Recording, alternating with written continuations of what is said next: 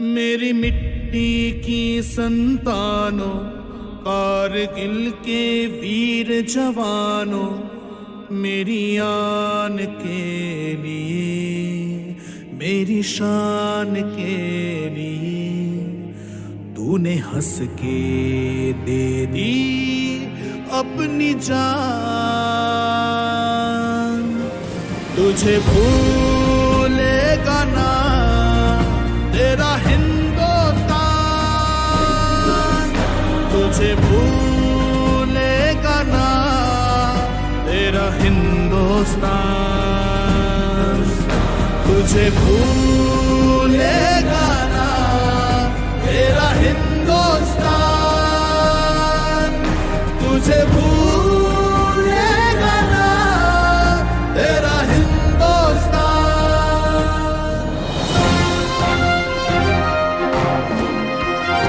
सुन रहे हैं विद्या प्रभात सुबह सवेरे। दिन नया दुनिया नई, दुनिया नई बातें कई। जय हिंद। नमस्कार दोस्तों, मैं हूँ आरजे श्रुतिका, कक्षा 9वीं लोकस से। और मैं हूँ आरजे अमृता, कक्षा 9वीं लोकस से। आपका बहुत बहुत स्वागत है हमारे इस विशेष पॉडकास्ट में।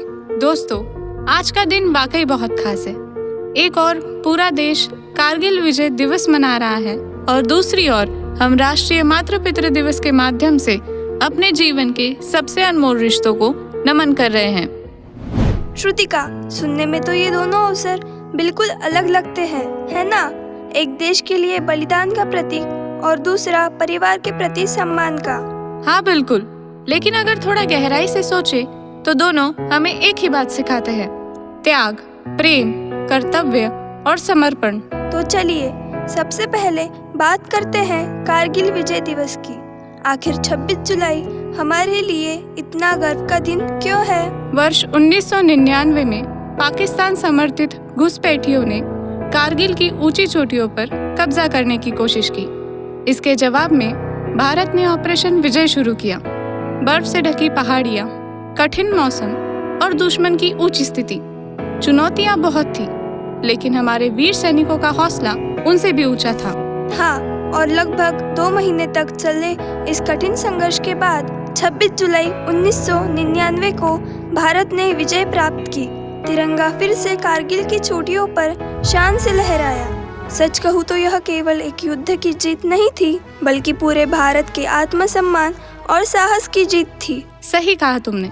हमारे अनेक वीर सैनिकों ने अपने प्राणों का सर्वोच्च बलिदान देकर यह साबित कर दिया कि मातृभूमि से बढ़कर कुछ भी नहीं।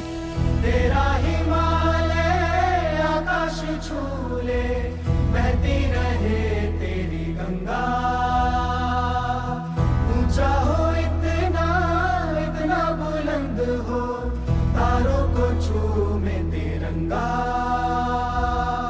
माँ से है माटी, माँ से है माथा, माथे पे माटी सजा के चले, माए चलती रहे बेखौफ हवाएं, लहरा के झूमे तिरंगा, आजाद रहे आबाद रहे तू, तारों को झूमे तिरंगा,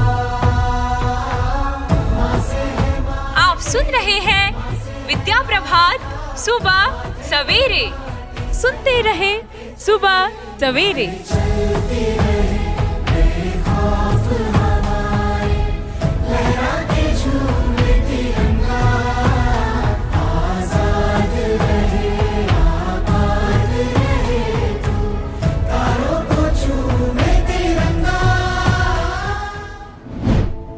आइए अब बात करते हैं राष्ट्रीय मातृ पितृ दिवस की।